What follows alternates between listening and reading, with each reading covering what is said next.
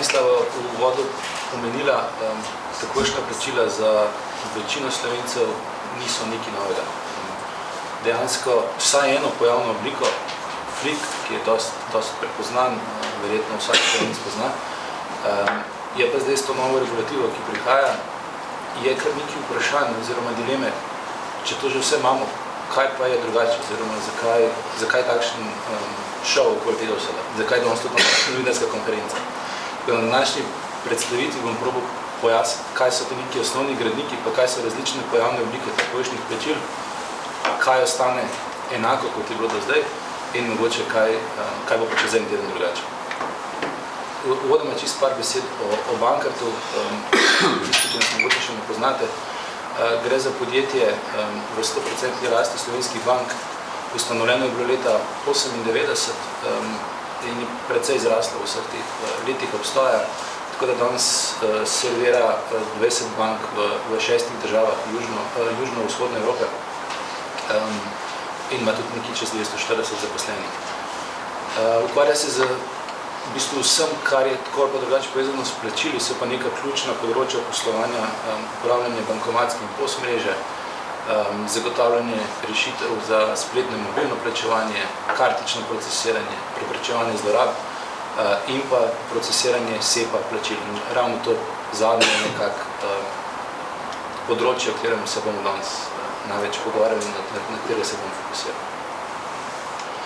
Zdaj, pri pogledu preteklost ne bom šel razlagati čisto vse, kar se je dogajalo, ampak je pa mogoče fajn za kontekst razumeti, da v Sloveniji že od leta 2019 imamo vzpostavljen nacionalni plačilni sistem za takojšnja plačila, imenuje se BIPS, in že takrat, to je bilo, mislim, da leto pa pol potem, ko so bili prvi standardi sploh zdefinirani, je Slovenija že imela delujoč plačilni sistem, po katerem so se izmenjevali prve transakcije, ki ustrezajo tej definiciji SEPA takojšnjega plačila. Je pa verjetno leto kasneje mogoče bolj odmevalo v javnosti ali pa je bilo večji pomen za uporabnike. Takrat je bil namreč lansiran Flik.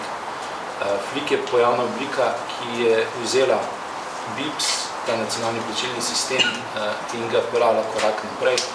Je iz njega v bistvu naredila nekaj, kar je bilo dostopno praktično vsem potrošnikom ali pa končnim uporabnikom v Sloveniji. Naslednja velika evolucijski korak je bilo povezovanje z Evropo. Dejansko že leta 2022 smo slovensko bančno skupnost povezali z TIPS-om, to je panevropska rešitev za takojšnja plačila, in od takrat dalje lahko slovenske banke prejemajo takojšnja plačila tudi iz tujine. V vseh teh letih, ki so minila, kolega sem prosil, da sem pripravil neke statistike, danes smo nekje že na 800 000 uporabnikih Flika, med sabo si ti izmenjajo približno 2 milijona transakcij vsak mesec in tudi smo gledali, da v resnici že več kot 80% vseh SEPA transakcij v Sloveniji je narejeno na takojšnji način. Kaj to pomeni? Pomeni, da namesto da transakcija traja nekaj ur ali pa da traja nekaj dniclo, se zgodi v nekaj sekundah oziroma največ 10 sekund. Verjamem, da s temi vsemi kraticami, pa podrobnostmi, pa letnicami, da sem verjetno koga zgubil že. To je nam na Bankartu sicer zelo zanimiva tema, verjamem pa, da ni za večino ljudi. Tako da tukaj sem pripravil samo en slajd, ki razložim, kaj vse te stvari pomenijo, pa vse te kritice in kam zdaj to paše skupaj. Osnova vsega, o čemer se danes pogovarjamo, je nekaj, kar se imenuje SEPA Instant, v resnici panevropski standard, ki vsebuje pravila, ki vsebuje specifikacije, kako sploh je treba procesirati eno takojšnje plačilo. Kako ga je treba poslati, kako ga je treba obdelati, kako ga je treba sprejeti. Ta zadeva ima že kar neko zgodovino za sabo. Na prejšnjem slajdu ste lahko videli, da je že 2019 bila objavljena. Bi pa tle poudaril, to ni noben tehnični sistem, to ni niti proces. To vse, kar je, to je ena zelo, zelo debela knjiga, ki pojasnjuje, kako je treba delati, da se pač v Evropi med sabo razumemo drugega in da se lahko pošiljamo transakcije. Tako da to je framework, ki nam je omogočil, da smo vse ostalo zgradili povrh tega.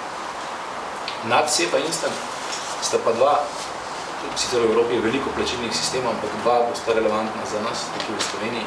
En je BIPS, ki sem ga že omenil, je v bistvu, kar smo gradili v Sloveniji, slovenske banke in bankart skupaj, in je povezal banke med sabo in omogoča takojšnji prenos denarja med slovenskimi bankami.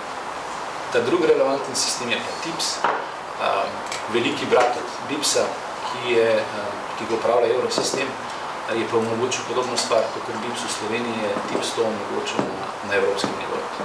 In na neki točki, leta 2022, smo ta dva sistema med sabo povezali. Čist na vrhu piramide je pa še Flik, in je mogoče vprašanje, zakaj smo spopravili ta Flik, saj tako v bistvu že plačilni sistemi rešujejo vse.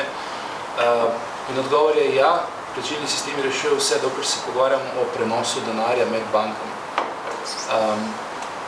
Plačilni sistemi in tudi SEPA instance pa nič kaj dosti ne ukvarjajo s tem, kakšna mora biti uporabniška izkušnja.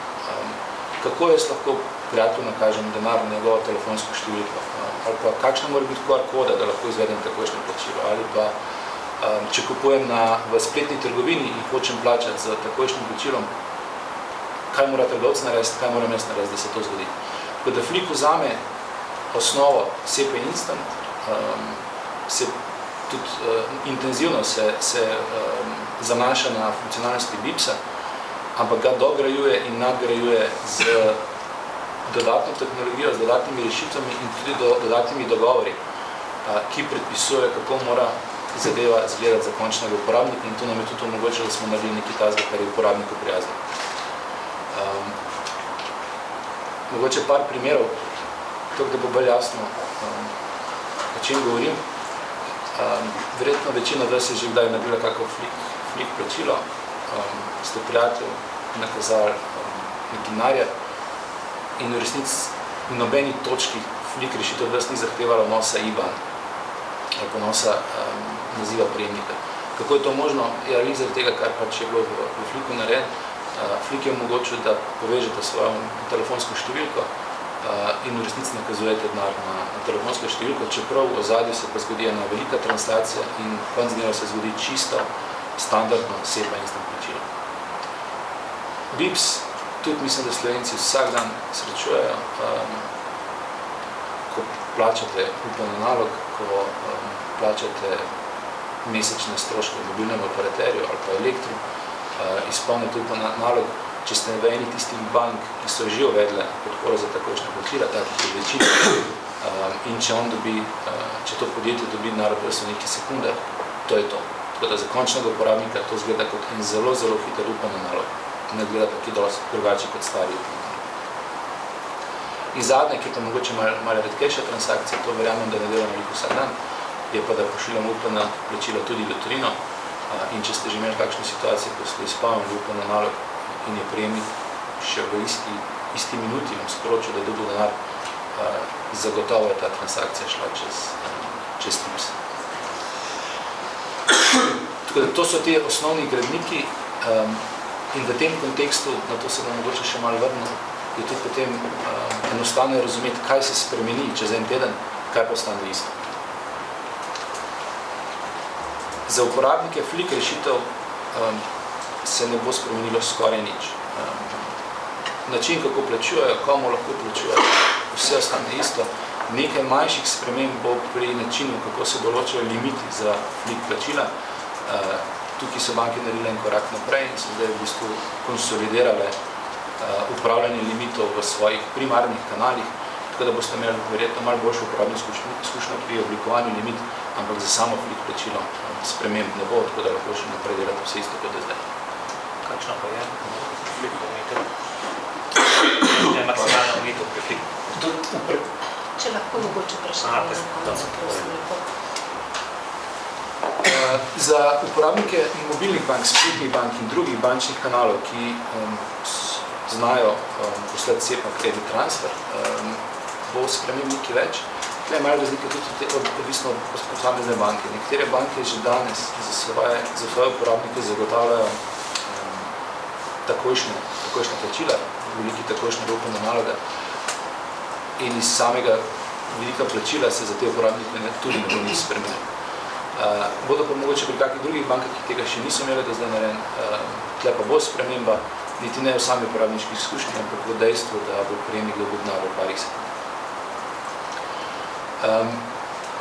Druga zadeva, ki pa je resnično velika novost, je ena nova varnostna mehanizem, nova varnostna storitev, ki do zdaj ni obstajala. Gre za spet panevropsko rešitev, imenuje se VOP, Verification of PI, ki pa v bistvu preverja IBAN, ki ste ga vnesli, z IBANom prejemnika in se preverja, a je to ustrezen IBAN, ali mogoče ni čista ta prava stvar, ne želijo temu na to upozoriti. Ne bi še po detajle VOP-a, malo sem pogledal, kaj sta kolega pripravila v svoji prezentaciji in sta v bistvu zelo lepo popisala iz vidika končnega uporabnika, kako bo VOP deloval. Tako na tej točki bi se jaz ustavil, zahvalil za pozornost, pa v nadaljevanju pa lahko še kaj počeš.